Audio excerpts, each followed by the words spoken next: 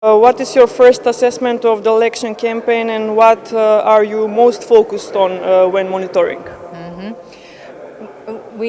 I represent the OSCE ODIHR long-term election observation mission. So we already arrived 5 weeks ago in the country to observe the pre-election period. So there are all kinds of different elements of the election process important for us. Of course, today it's election day. It's D-Day, and meaning that lots of observers are out throughout the country to observe election day. But in the pre-election period, we also looked at different aspects. Of course, the political background, candidate registration, the voter registration, the working of the different levels of election administration. So it's media coverage, for example.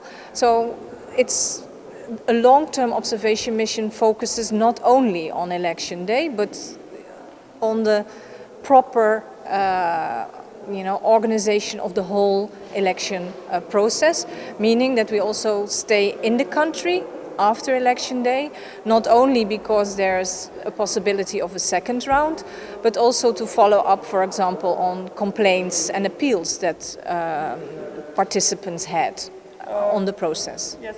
How will you set up if certain irregularities occur, and when will you post the first and the last reports?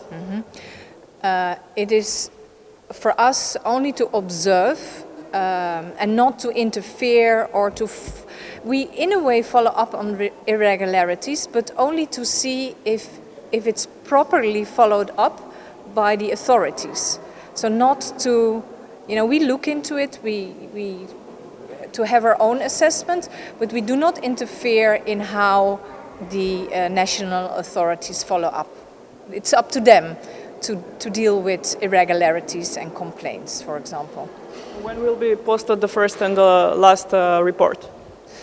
Tomorrow, the day after election day, we will have a preliminary statement and the first findings, but a final report is only published, for example, 2 months after the elections, because we also put in lots of information that only becomes available after election day. For example, how the State Electoral Committee worked and followed up on issues that only can be included in a final report later during the process. But tomorrow we will have a preliminary statement which includes then the pre-election period and also, of course, E-Day, election day.